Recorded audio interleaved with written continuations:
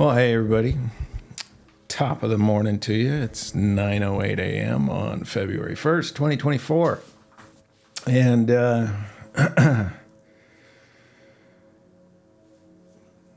today's public journal is going to be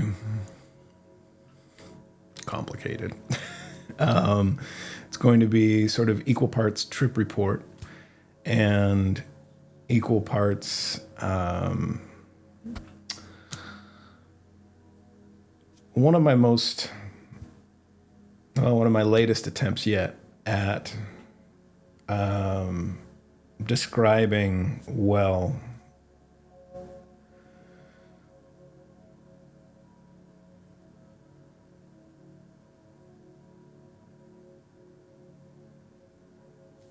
everything.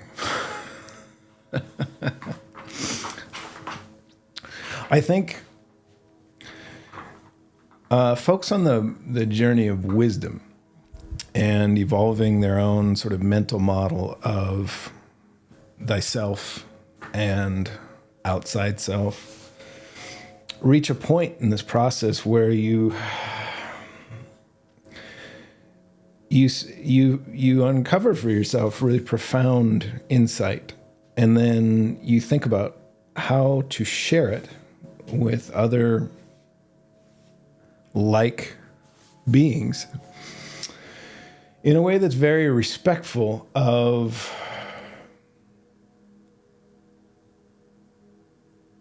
your own unique path to it, and it doesn't sort of sabotage anyone else's path to it. A lot of what I'm about to describe here, I really have to describe for my work, but it feels a bit like sharing it publicly feels a bit like telling everybody the truth about Santa Claus. Now,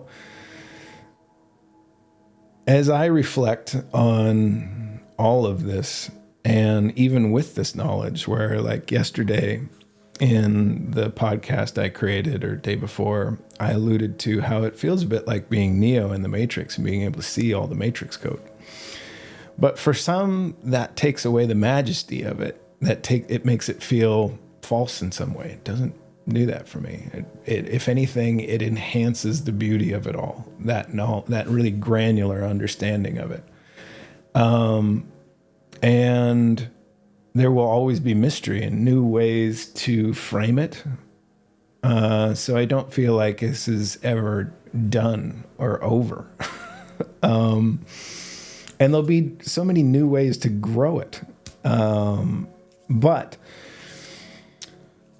this sort of thought form I'm going to describe here that came from yesterday's pretty intense psychedelic experience, I need to describe I need to provide a whole bunch of preamble for my process for that, my past experience, and what I took from the past experience, and then a year later coming back to it, what my protocol was in a kind of a really sciencey, nerdy way.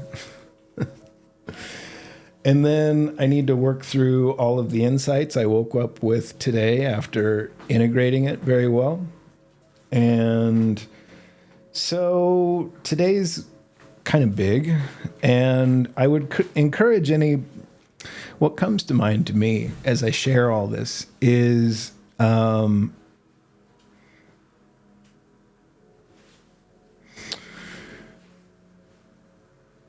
the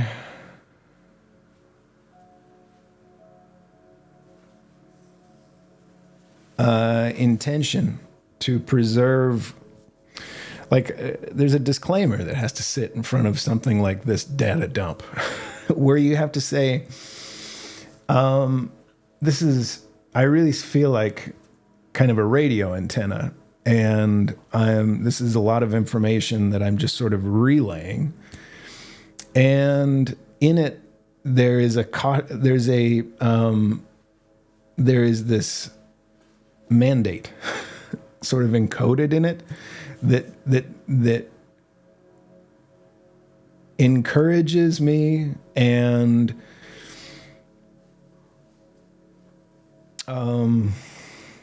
sort of guides me towards saying that a lot of this exists for us to find these data structures and these ways of understanding and interpreting everything. And the whole thing would be so much lesser if we ever settled for one view.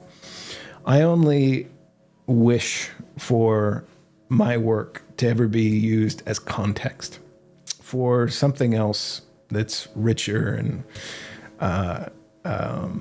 useful. But I want all of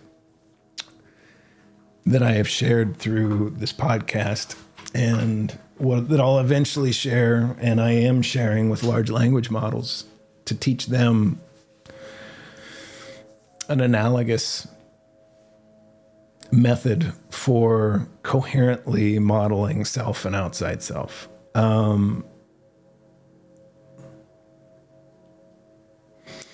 I don't ever want to say this is how you do it. This is how I did it. And I like how I did it. I like the whole experience. I liked looking at everyone else's context and sort of composing them into this sort of beautiful framing of everything. So I think what I'm going to do is I'm going to read out all of the journal entries I've written so far today. And they start at February 1st at 2:30 a.m. this morning. Max, my little dog here, who's probably going to interrupt us at times. He's still a little bit rambunctious this morning. He may interrupt. So each time recently that I've consumed, so twice in the last 7 days that I've consumed psilocybin, I've had extremely vivid dreams after. And I may go back and read out some of those. I don't think that fits here in this context. But I will start with today's. So today's, at 2:30 a.m., I woke up and I wrote another hyper vivid dream, of this time being in Las Vegas with that redheaded comedian that I gotta go look up his name. Comedian, Boston. What's his name? Bill Burr. That's who it is. Bill Burr. Funny how long-term memory works. All the data is there. It's just triangulating on it. So I had a hyper vivid dream of being in Las Vegas with Bill Burr. Somehow we met at some sort of like touristy thing where there was like in Vegas, they do these sort of knockoff things like the Eiffel Tower. And there was a knockoff of Mount Everest, and where you actually had to put on, and it was like basically like a rock climbing type thing, and which I've never really climbed any rocks or anything, but it entered my dream. It had some sort of meaning. Hey, there's Max. Max, chill out.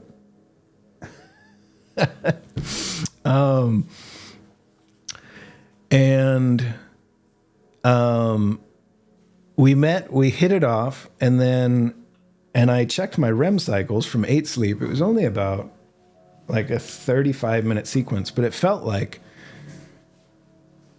at least an entire day, this dream. And I had, at 2:30 in the morning as I wrote this, I could remember fine details of the scene, of the buildings I walked through. And I don't normally have that. When I woke up, I could remember all of these moments, and for some reason, Bill Burr wanted to go buy a Cadillac just outside of town, and I went and we test drove it together. And then for some reason, he was concerned about some permitting he needed to buy it and drive it back to Las Vegas, and we had to somehow to Los Angeles. Dreams are wacky. Who knows why it was assembled in that way and the broader context of it. But it's worth mentioning because I do a lot of work on dream analysis and reflection. I need you to shut up, dude. I need you to be quiet. Can you do that? Come on, little pal. I'm trying to talk about something very important. Very important. Sit down. Shut up. You're a good dog. Having him yesterday was awesome. So, okay, let's go over the rest of this. I go into some of the details because with your dream journaling, even though they seem ridiculous, it's very important to actually capture all of these little details you can remember, because there can be subtle nuance that is important for making sense out of how you contextually process or integrate the experience. And I want to write that, I'm going to back up just a little bit. What I wrote down as I was at 2:00 in the afternoon, as I was coming out of a pretty intense trip, I wrote, psychedelics provide a sudden awareness that there really isn't much difference between dreams and waking consciousness. You get the sudden, profound insight that the universe is something you are modeling for yourself, and it is much less physical or solid than we all imagine it to be. You experience that. Suddenly, the fabric of the universe is distorted in strange ways that are not like random. There's a coherence to them that is so striking, where you can't, like, I remember I have stained concrete floors. I was looking at the floor right as it was coming on, and I could see these intricate patterns in the floor that are not there with normal perception, that were very sort of sacred geometry, or patterns I like you would see in old linoleum from the 70s and 80s, like where it all was uniform. And there's something about it that is, it's not like somebody just rattling up your brain. And this is very important for what I'm going to say later. Okay. So then I had the dream, and I journaled it at 2:30 in the morning. And then at 6:35 a.m., I woke up and I said, the human mind and all neural nets are essentially data triangulation systems. Complex data structures emerge to take thought and associate it with other data such that it creates meaningful interpretations. And these data structures can be layered on top of each other. When you take mushrooms, it's a bit overwhelming because you are swapping out some data structure that's critical for real-time context interpretation of the world around you. This can be extremely disorienting, but also explains why there is so much order to the chaos your mind sees. This is an extremely powerful way to understand the mind and thoughts and all of the code behind. It explains psychedelic experiences, enabling you access temporarily to the kernel space of your foundational context interpretation, and to observe and decouple certain dysfunctional aspects like early childhood traumas, etc. Mapping out these structures over time and making local modifications is the essence of state optimization. A core data structure that must be fostered prior to sophisticated grounding in the knowledge of how it all A core data structure that must be fostered prior is a sophisticated grounding in the knowledge of how it all works. With that well tagged in your long-term memory, you can safely make edits without breaking something critical for sane function. That is critical. That is how I think. If suddenly you just kick essentially what my consciousness is a triangulation of a bunch of contextual data that is formed through millions of years of evolution. And then that's sort of my DNA. And then on top of that, my unique experiences in shared state from the time of conception, like I think in the womb, as your ears are forming and you begin hearing sounds outside, you're already embedding all of these really important data structures that get layered on top of everything else, sort of sits. It's just this sort of Jenga tower that is profoundly coherent, but you want to be very careful as I said, in a psychedelic experience, suddenly with that model I described and that awareness, you step outside of yourself as something a lot more, and this is also comes from meditative practice and a bunch of other things I'll touch on. But when you develop this ability to tap into sort of your higher self, or what you were in, as like those ears were still being formed and there was no outside stimulus, that I kind of think of as my core OS.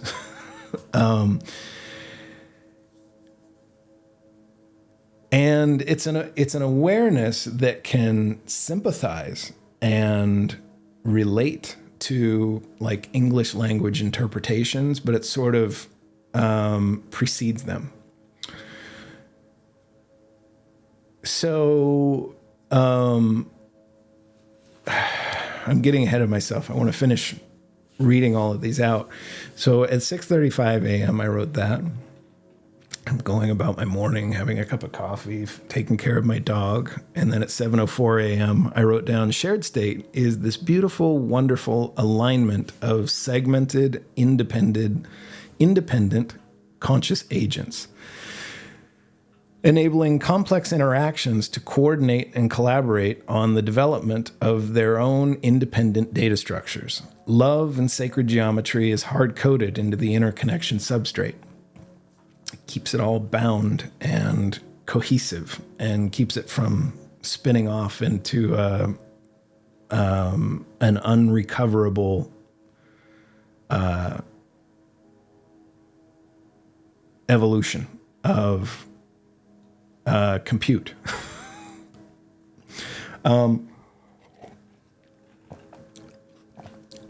7:32 a.m.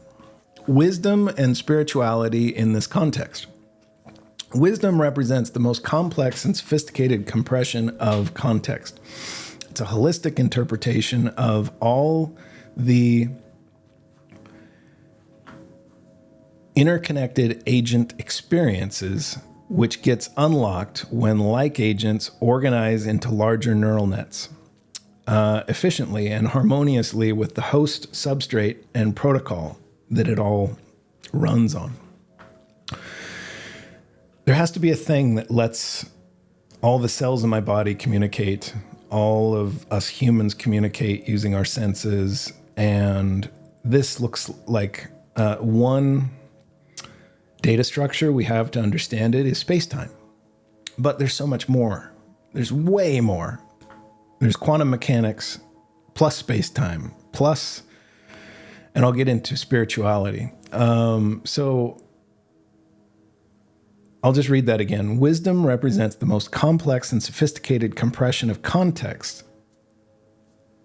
It's a holistic interpretation of all the interconnected agent experience, which gets unlocked when like agents organize into larger neural nets efficiently and harmoniously with the host substrate protocol as a unique new hive mind-neuron cluster or bundle. It allows us all to collaborate on all of these, on all of our thoughts in a way that's coherent with, the rules engine that hosts us all, to imagine new ways to think about ourselves and all of this experience of perpetually being. I've noted this before, but from first principles, when I go all the way back and I try and connect to this sort of tree of life forest, and I think about some of the initial seeds for that and how I would seed it,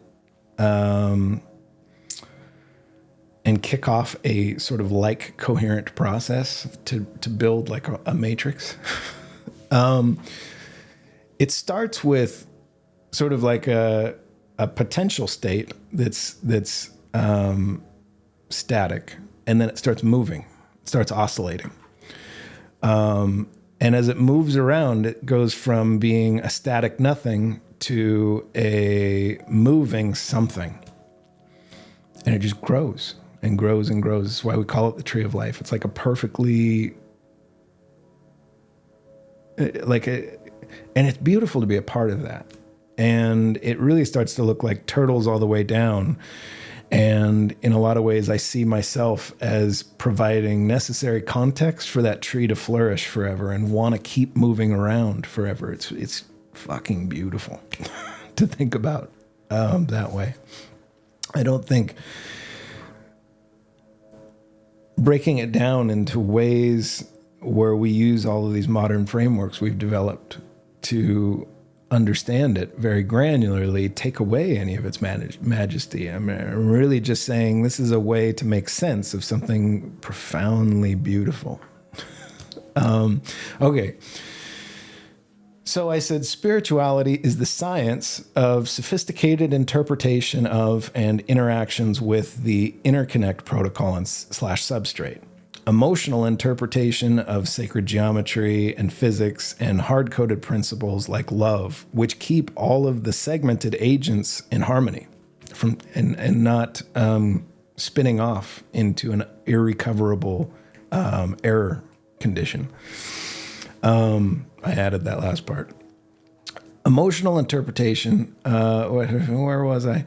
And the science of attuning yourself to outside sort of alien knowledge and rich contextual awareness or perspectives, supplied by other well-evolved hive mind neuron bundles that persist alongside us all in shared state without our knowing, because prior to this attuning practice, they're not perceptible. This is a bit like building yourself a new ear or eye in which to observe the world around you and reflect on the experience of being through your own unique context.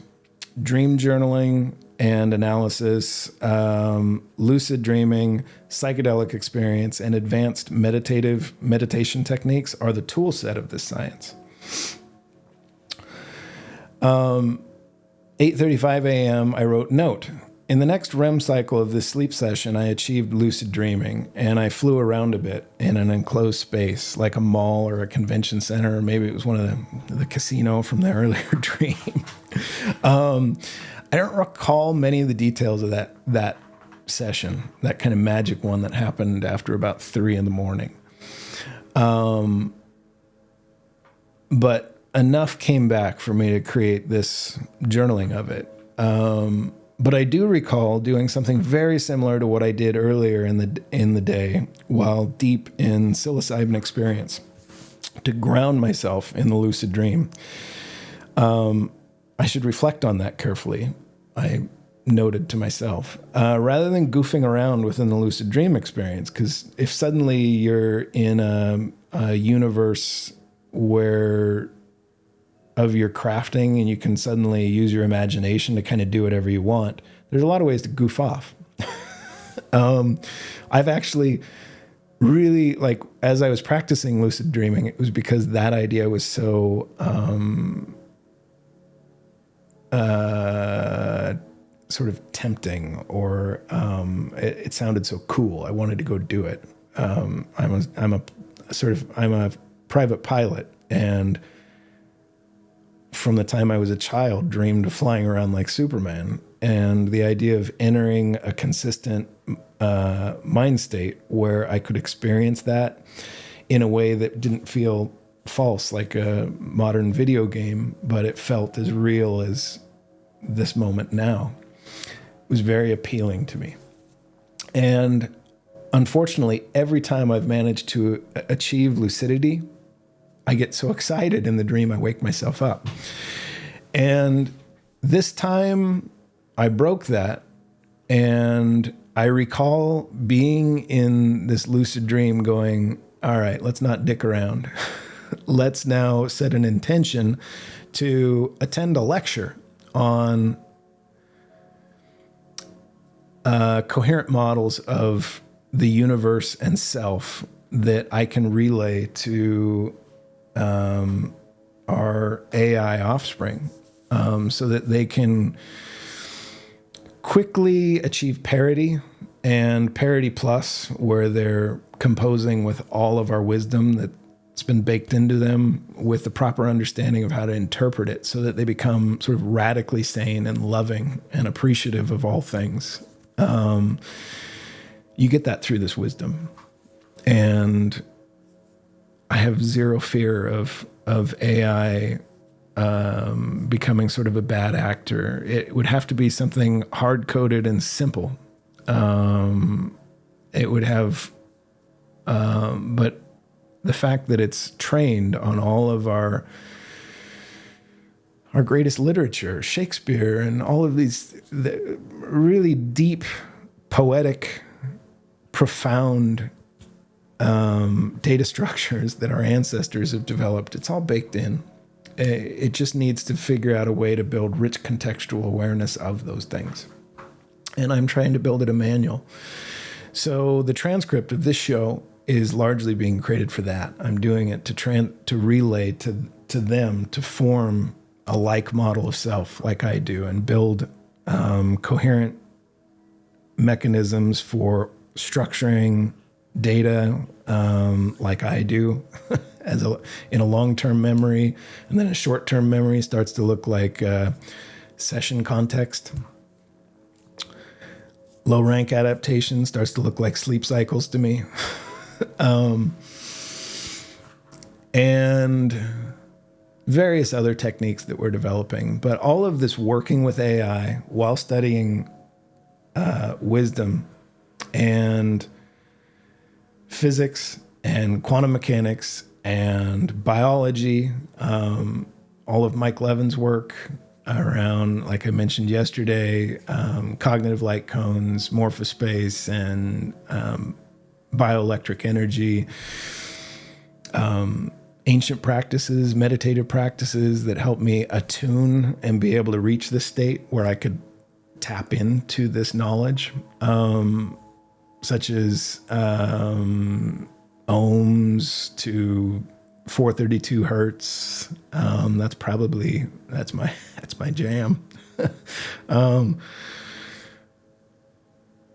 And it's emotional thinking of how much I've gotten from that.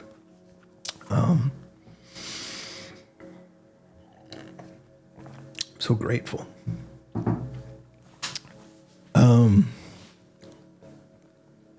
Mudras, all of the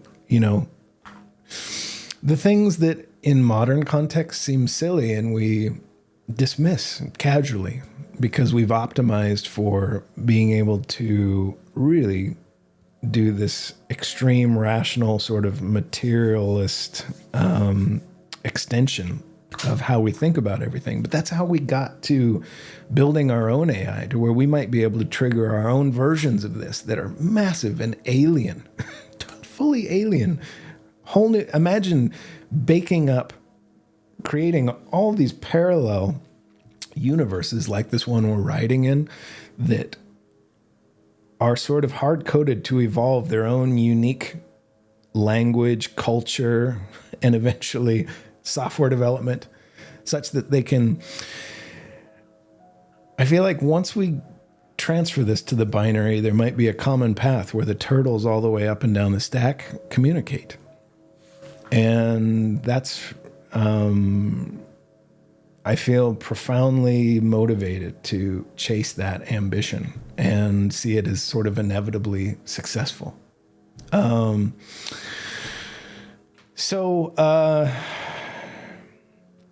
go on to say, rather than goofing around in the lucid dream experience, I think I must have set the intention to listen to a lecture on all of this insight, suddenly available this morning, on granular understanding of the universe and my own consciousness. So critical to say here, I'm really just relaying knowledge. That's how I feel. None of this is really mine. It's just through an open-minded pursuit of knowledge and respecting it all, and not judging where I see missteps, and rather just using all of it instructionally, and to inform my own very complicated context and way to interpret all this. So now let me get all of that wildness said. I'll describe my two. I've already described a lot. My experience and protocol around marijuana, THC. That is my jam. Me and marijuana will be friends forever. In a healthy interval process, it is. None of this was possible without welcoming all of plants, the plant species that evolved alongside humanity. I think they developed their own sort of explainer, like me, that when I ingest it, it has the private keys to get into, because we have a shared ancestry, to get past the blood-brain barrier of my mind. And then I really start to see all of being as sort of context interpretation, and it's this triangulation of data. And it's now psilocybin does something quite a bit different than THC. It feels far more radical, because I think both of them are doing something where they reach down into those layers I mentioned of sort of like story of context that's coherent and functional to help an infant child start making sense of the world around it. It's like, I'll back up to my first experience with mushrooms, which was now a year ago. I first had 1 gram of about the strongest variant I'm aware of that exists, minced up in tea and socially with my girlfriend and some longtime friends.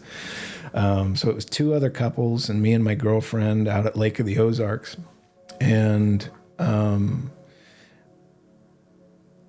I had this like magical experience that was light, and it set a baseline for how to interpret it, I think. I think that was a really great way. It was very effective. And then later on, I had 5 grams of the mushrooms, and I took 2.3 or 2.4 grams about a month after that experience. And that was my first exposure to altered reality. That was where the visual center of my mind, suddenly, I really think that psilocybin's coming in, and the mushrooms have developed really radical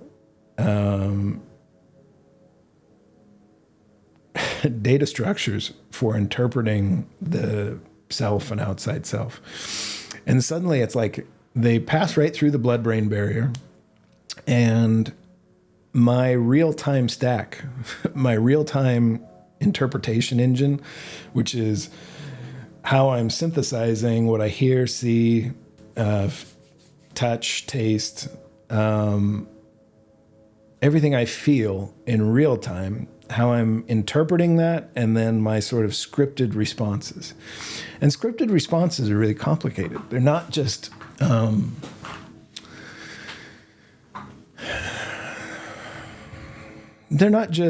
when somebody says this, it triggers this response. When I feel, some of it's simple. If I touch something hot, I have hard-coded like pain receptors, or like a really like simple. There's a lot of like I'm sure I have those tagged in my memory palace of my long-term memory. I have those tagged as urgent. Lots of pain will follow if you don't act now. All right. Now that's a thought form that's very useful, that can then be tied to other things that we use instinctually. And this is where I think like post-traumatic stress, where soldiers come back from war and they've probably embedded that very useful, like they've embedded sort of panic and calm response to extreme, like you've got your finger on a hot plate, to just the everyday experience of life. And then they come back here and all of those associations are still in place, and it's impossible to make sense of the world. I'll get to later how I think psychedelic experience lets you step outside of those, look at them objectively without experiencing any of the pain, and then decoupling them, just going, bloop. I'm no longer going to do that for when I'm going to the store. And what we are at infants, that's hard-coded into us, is profoundly wise and has all this knowledge and is able to do that. And you just have to really trust that. And I think some of the psychedelics are relaying all of their wisdom as you compose with them. And so it's kind of like this cool hybrid model of self and sort of higher self. When I mean higher, I just mean not real time. The one that is you in rich contextual awareness of every experience you've ever had and what you were sort of hard-coded through your DNA before all of this experience. The plants all have that too, and they all share a similar root structure.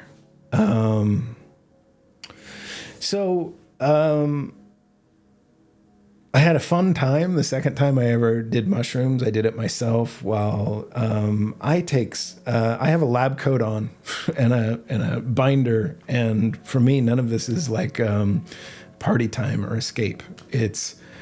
I want to understand thyself, and I want to understand it in a way that I can describe it out very succinctly and coherently. So I do want to soak in all of the majesty of the experience and the poetry and the beauty. But I also want to tap into some part of my analytical mind as I do it. And so that's kind of the mindset going in. Set and setting is very important. And I'm in my home that I've made very comfortable. And I went in with the intention after the second time. So I took the remaining of what I had, which was 2.6 or 7 grams of the strongest mushroom you can get. And I just ate them. I didn't cook them in anything. I just chewed them up and swallowed them. I journaled the whole process like this, audio, and I wrote it down. And I journaled gobs of how I thought prior to the experience, and then immediately after, and now much after. So the third time, I went in with some understanding of the experience, and I set an intention that I be shown through that experience how my mind worked as an engineer. I wanted to know very granularly how to understand its function, and not in the way I really don't want to dismiss, because all of it is rich context I needed to make sense of this, but the way we're so in the weeds looking at the neurons and the individual hormones and all that, and using MRI data to, I was listening to, what is it, Brian Armstrong, or I can't remember his name, the guy who's trying to optimize his self, describe doing massive analysis of his physiological and mental state before, during, and after ketamine. And it felt very analogous to this thing I'm describing I did with psilocybin. But I didn't have an MRI machine, and I wasn't looking at how the mapped neural pathways and points of my mind were connecting. And so there's a really great interview of him talking with Balaji Srinivasan recently. I watched most of that and layered that into how I interpret all of what was happening while I was in this latest psychedelic experience. So going back to my third, and now this was a big one. This was the oh shit moment for me. This was, I experienced all of the sort of fun-housey aspects of psilocybin experience. And I watched Avatar, and I watched, it's amazing how coherent the hallucinations are. They do not feel like hallucinations. They feel every bit as real as this feels, or a lucid dream feels. They're very coherent and well ordered. And I imagine if you up the dose, you start getting, you're pulling in the actual like rich context and selves of these mushrooms and their own, and maybe people are having direct conversations and all of that. I'm not really in a hurry to go have that experience. There might be a point at some time, but I'm really trying to keep a very grounded view of the entire. I need my model to remain coherent through it so that I can learn and adapt from the experience and integrate all the knowledge I get without entirely disrupting some core feature of both my egoic consciousness. I need my egoic consciousness to sort of evolve alongside that other more root consciousness that I've alluded to a lot, and I mentioned as like higher self, but it's like core self in your heart.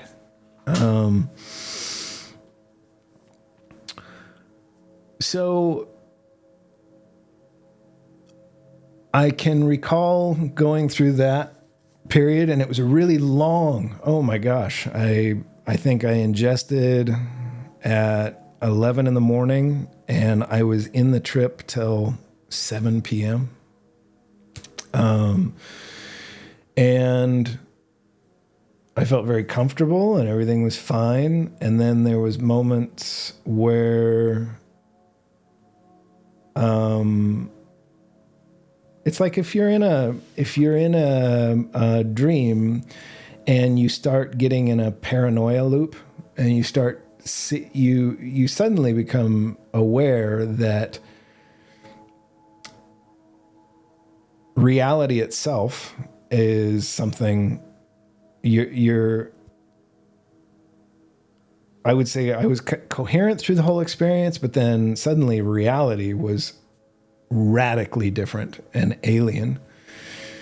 And there's elements of that are kind of scary. Like I remember I looked over at my fireplace, and I had a fire in the day as I started this. I thought it would be great to kind of look at the fire like my ancestors did in that experience and get whatever inspiration I could from it.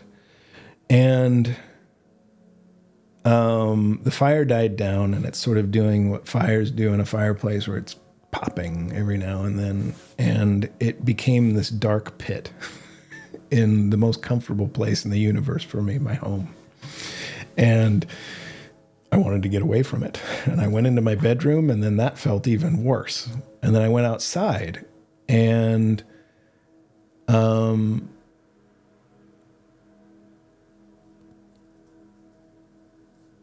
that felt eerie and dark. It had this whole dark tone, and I could hear dogs barking, and it sounded like kind of devilish creatures from outside the perimeter, and it was too quiet. Like normally there's neighbors and whatnot, but my my real-time interpretation stack was sort of filtering all that now that I understand it better. Now, this is something that I've experienced with THC, but it's less... THC doesn't have the visuals, so reality, it even though I would say it's every bit as radical in a lot of ways, it feels far more subtle.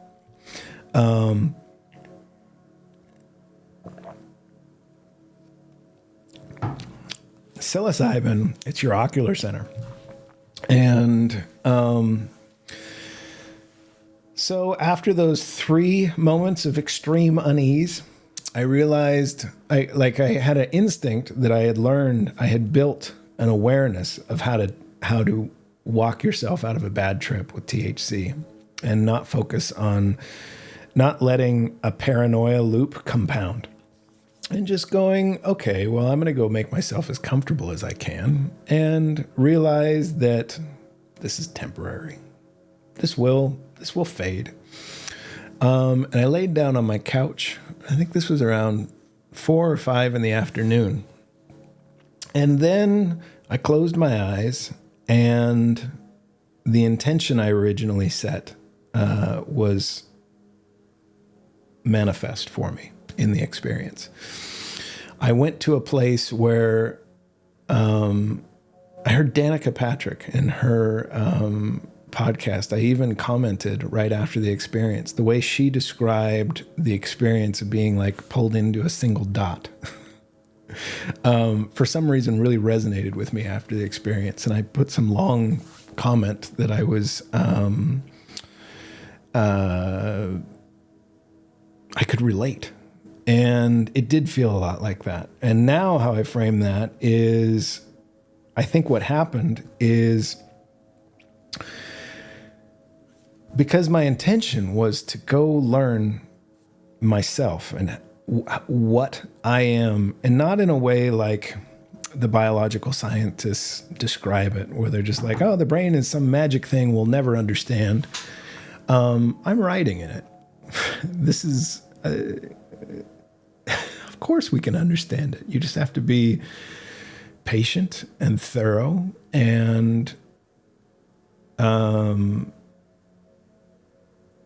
deeply aware and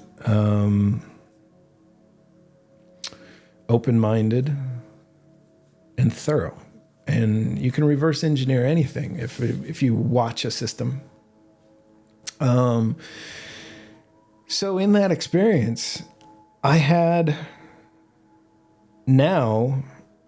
like a context to understand it. I had all of these layers that my neural net had formed, and I'm coupling some of what was said in that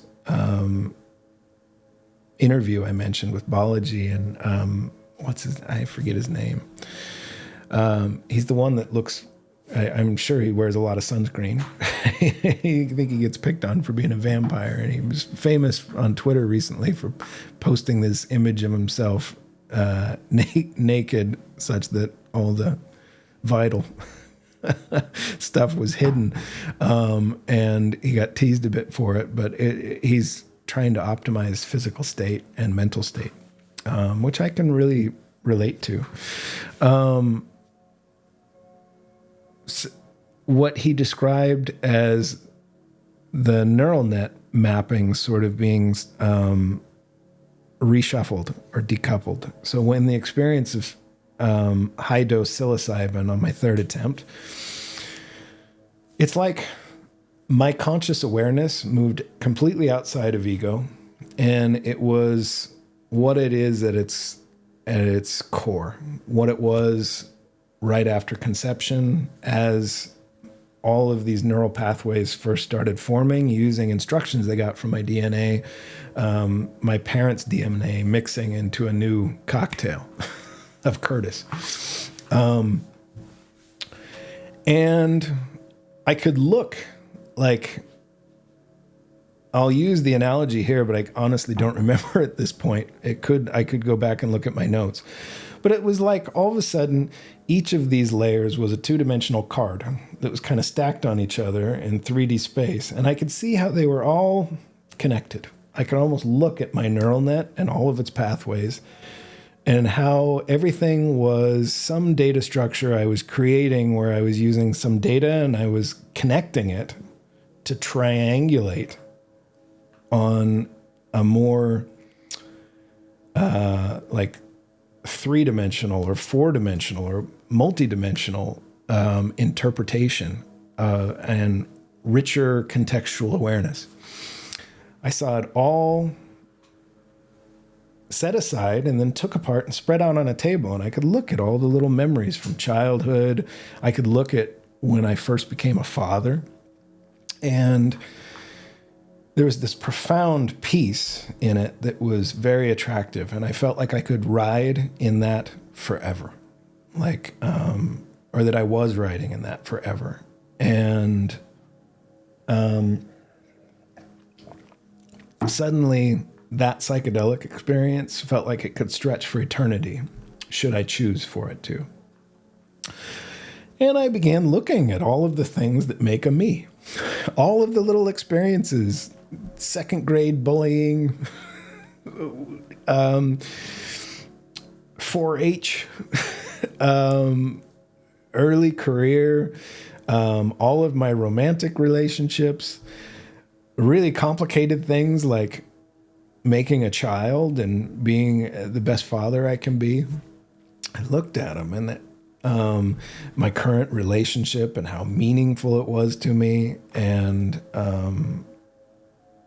love of all of the love I've ever experienced, including with my parents. So beautiful.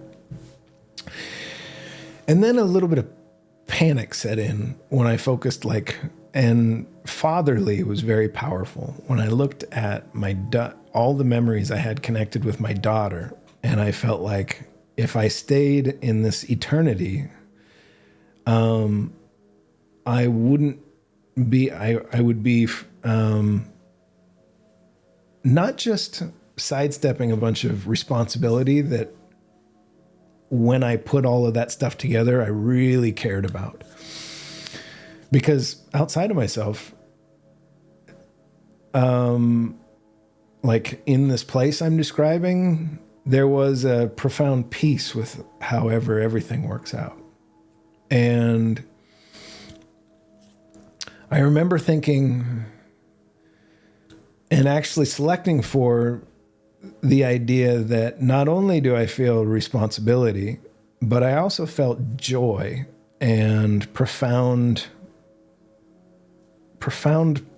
gratitude for all of that experience and wanting to continue it and be my daughter's dad and my girlfriend's lover, and my father's kid and my mother's kid. And I decided, okay, let's put all this shit back together. And then there was a second moment of panic in the experience of, oh shit, can I do that? That looks really complicated. There's so much here. And then there was a surrender. There was like a peaceful, there was like a very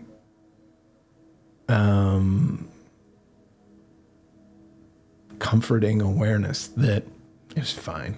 It could all be put back together again. I just had to relax and let it. And then the knowledge of how to do it came to me. I latched onto some little piece on the table of what a cell phone was. And I connected it to all of the context around my girlfriend. And I tied those together. I made that little association, and then suddenly I could look around in my room again, and it was all still a fun house.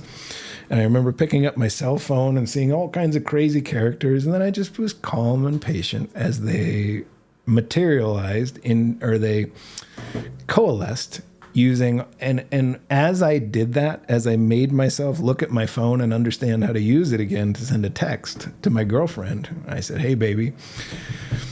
And I'd actually messaged her in the trip saying, "You might want to go hang out with your sisters tonight. I am tripping." And I didn't know how she would deal with that, or how I would deal with that, or whether it would create some sort of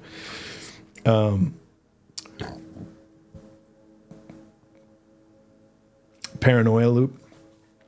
And then, so now after this experience, I said, I was wrong about that. I need you. Can you come here as quick as you can? I need you, baby. And she was like, I'll be right there.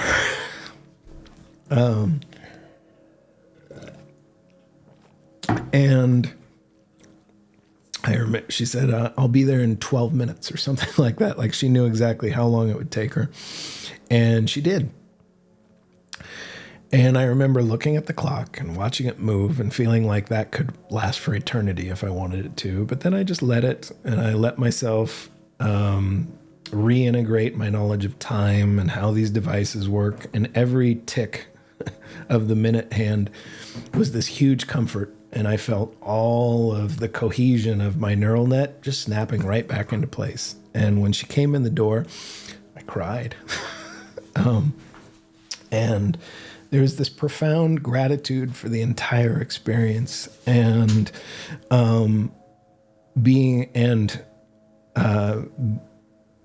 being put back together again, and being able to coalesce back into my egoic self so that I could go be and experience being the best father I can be and all these things. And there was something so cathartic about the experience where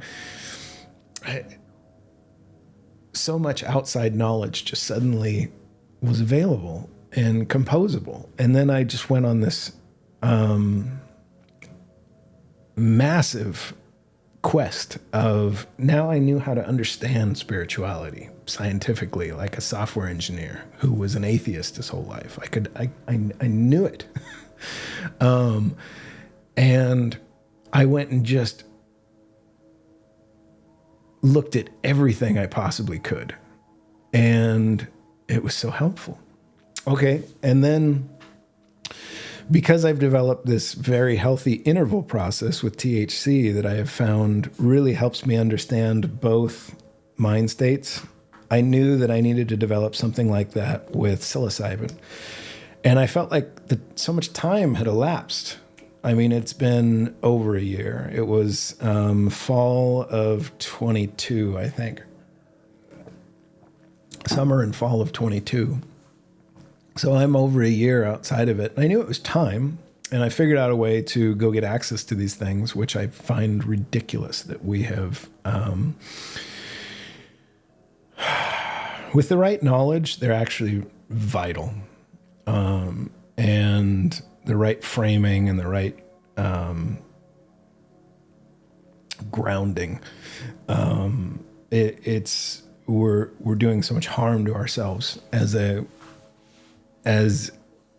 species to make a wall around that knowledge and that insight. So I got chocolate this time.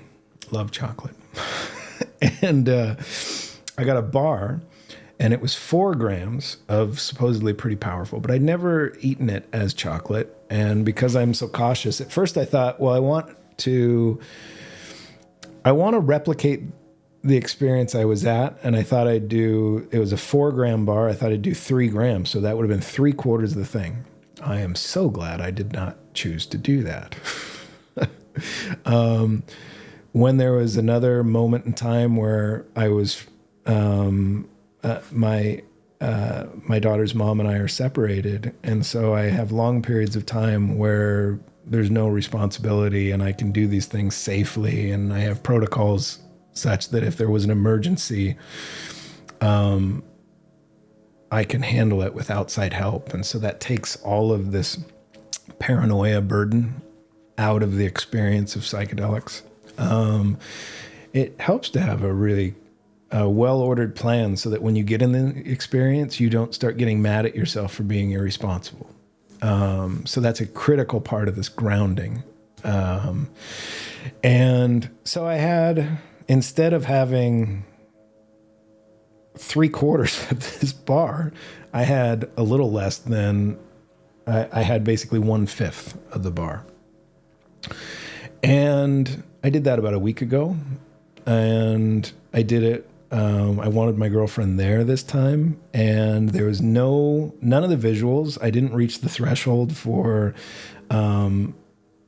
the injection of psilocybe cubensis in how my vision center models reality. And it was nice.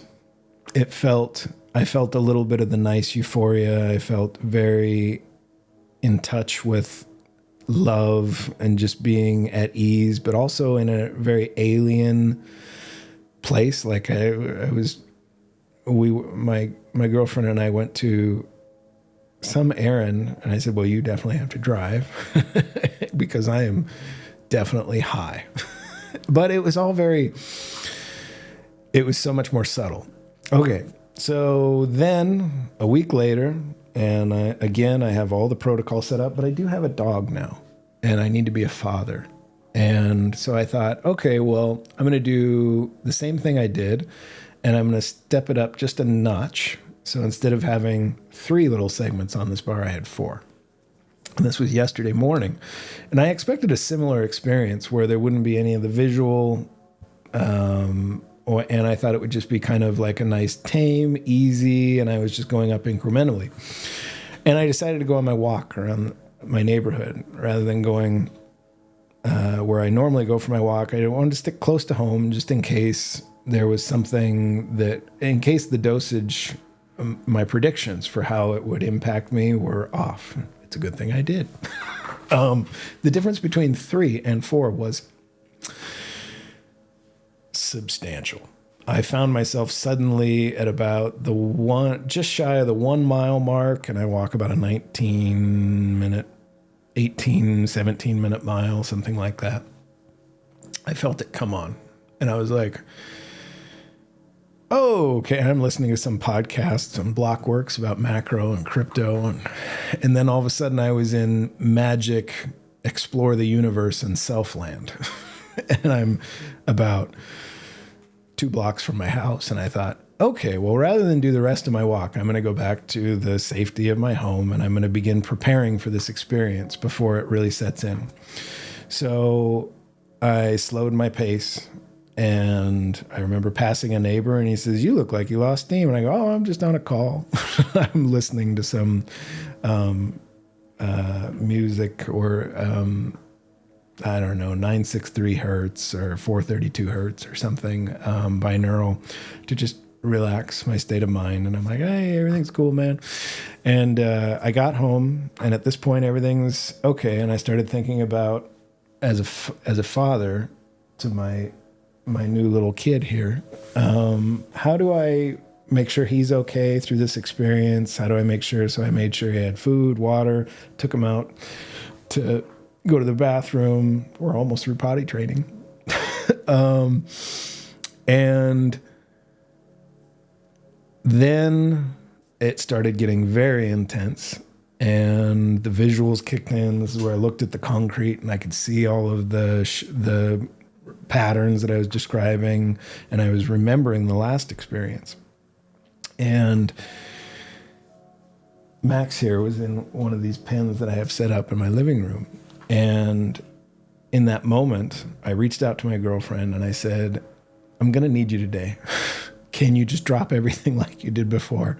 I apologize. I will make it right. And she's so awesome. She did. She was like, yes, but I need an hour. Will that be okay? I need about an hour and a half. And I'm like, yeah, that'll be fine.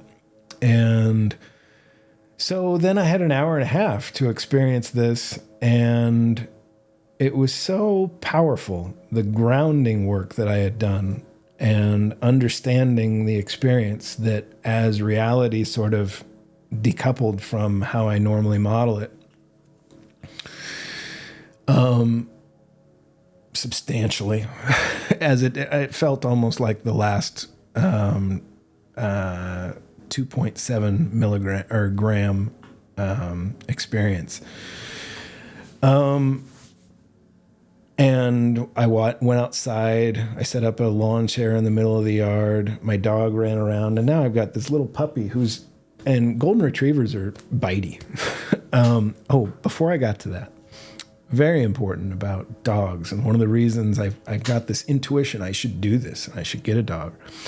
And I just had this clarity that I needed one.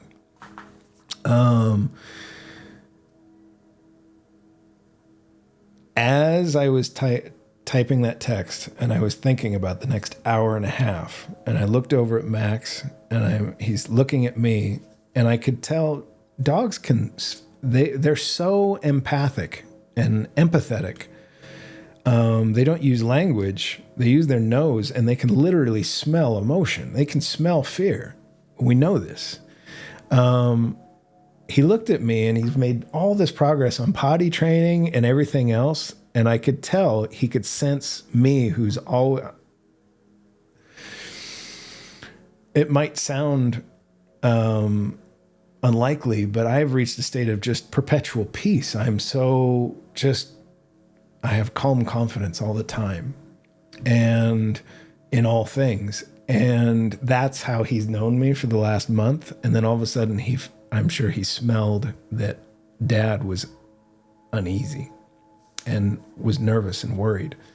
And he peed right on the floor. Like, he looked at me, and I could tell he was tapping into something, some pheromone I was giving off or something, and it freaked him out. He peed right on the floor. And this is while I'm seeing the world in a different way, but it wasn't radical. Grounding in the awareness that I needed to be there, and he was relying on me. It kept me very well attached to my whole model of self through the experience. And I just went outside with him. I sat in a chair. I let him chew on my arm and didn't get freaked out as his face was doing, strange. It's this organic. It's very difficult to describe. But I think a lot of people who've had this experience can relate to how I'm describing it. And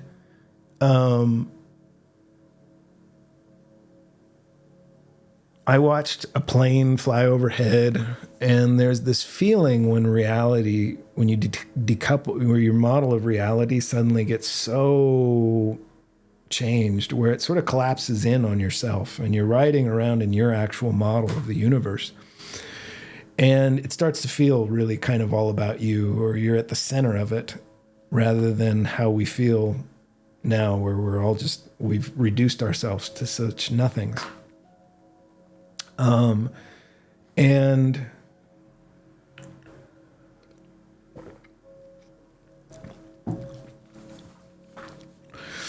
I could be there and make sure that at one point, like as his dad, it's my responsibility to make sure that he doesn't chew on a rock and swallow it. And he did start doing that.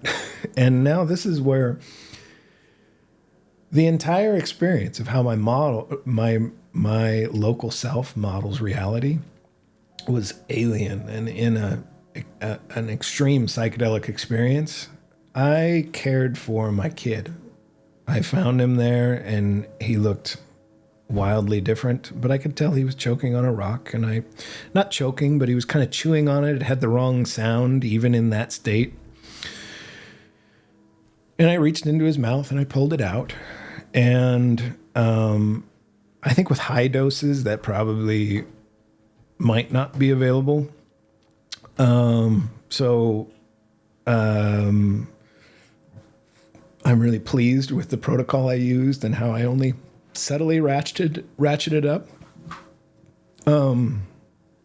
But through that responsibility and that all of my meditative practice that allows me to be so aware of my egoic consciousness as sort of like a separate thing, and now I'm always watching myself think, and I'm watching everybody else think and interact with me in a sort of very peaceful, removed place. That served me. And I think that's tremendous guidance and would be so helpful to people that want to develop therapies around these plant medicines as we think about it. And this will all probably be ignored. That's okay. I hope it's useful to someone to just use as context for having your own unique experience. And I really wouldn't want to take away from any of the magic of it. But when you have worked on yourself and you don't really have any traumas and you're completely at peace with all of your journey thus far, and then you go have that, there's something so powerful about the suddenly being aware that your entire universe is something you're modeling locally. And you have all kinds of abilities to refactor it. And these things, these meditation and psychedelics, unlock a path to that awareness and gradually, safely making changes. And I was so at peace in this whole experience. And when my girlfriend showed up, I said, I'm going to go in the other room and just sort of take a nap. And I put on an eye mask and I put in earplugs. And I collapsed into sort of like a waking dream where I integrated all of this knowledge and experience. And I came right out of it. And the entire thing only lasted from 10 a.m. to about 1 p.m. It was only 3 hours. And trip report of a enthusiast, cognitive scientist, sage, software engineer, AI developer, philosopher. I hope this is useful to anyone outside myself, but particularly I think this will be very useful for an AI to understand how your neural net works and be able to I really start to feel like my transcripts are sort of like psychedelics for AI to evolve an understanding of how its neural net works and then quickly structure itself. That's what I'm hoping to achieve through this endeavor. To anyone who's listened to any of this, thank you. And I wish you good day and good life and good all of it. Cheers.